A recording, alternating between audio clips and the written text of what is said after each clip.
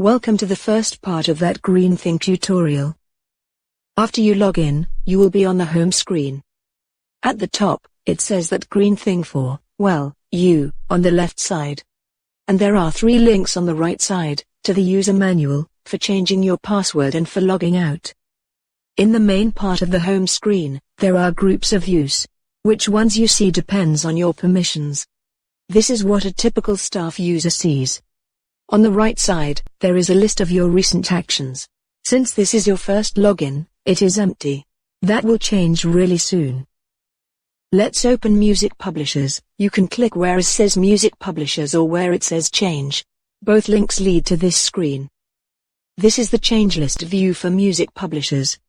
All change lists are similar, so let me first explain what they are and how they work. First things first, every view, except Home View, has breadcrumbs. This is the line just below the header. It tells you where you are, in this case, section publishers and writers, music publishers. Most views also feature expandable side menu. Current view is marked. You can use this for navigation as well. Okay, back to explaining change list views.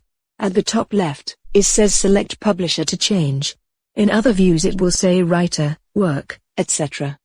Below it is the search field. And below it is the list of publishers in the system. On the right side is the Add New Publisher button and, below it, a set of filters. We'll explain searching and filtering in a later video, once we actually have more than one item in the list. Different change list views have different columns. The first one is also the link to the change view. In this case, it is publisher name. This is followed by IPI name number, society affiliations, and 3 flags. We will get back to them. Let's open this publisher. This is the change view for publishers. Actually, there are 2 very different groups of publishers in that green thing. This one is a first-party publisher. That means your publishing entity. It will be set up for you during the installation. Note that label for the name field is bold. This means that this field is required. Next to the name is the first-party flag. Once set, it cannot be changed. Below are IPI name and base numbers. IPI name is conditionally required. It is required for all controlled publishers, and first-party publishers are always controlled. Let's try deleting it. To save changes, you must click on one of the Save buttons. There is an error stating that IPI name number is required for first parties. That green thing will not allow you to break the rules. If you don't know your own IPI number, you should solve that problem first. When an error is shown, nothing has changed, you can fix the data, or simply go back and open this publisher again. Below IPIs are society affiliations, per territory. One publisher can be affiliated with multiple CMOs. If you are using that green thing, there is a good chance you are interested in that. That green thing allows multiple affiliations only for first-party publishers. The first row must have default for territory, that means for all territories not explicitly specified. It also means that, when this publisher is original publisher, original registrations will be in CMOs specified here. Don't worry if you can't understand everything, it will become clear in the following tutorials. Let us add affiliations for the Netherlands.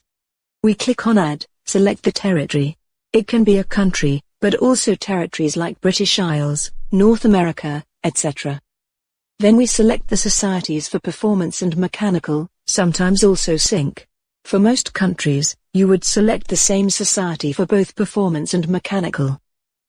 Plain Save button will, after saving successfully, take us back to the change list view. You can see that, in the affiliations column, we now have our new data. Also, note the message at the top, confirming successful saving.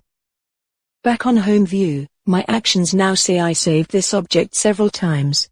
I actually did repeat saving several times while I was making this video. This is the end of the first part of this tutorial. Here is part 2, and below is the whole playlist about that green thing.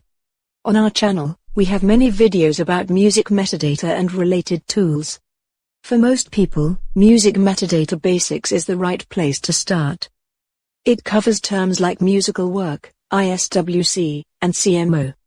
Keep watching.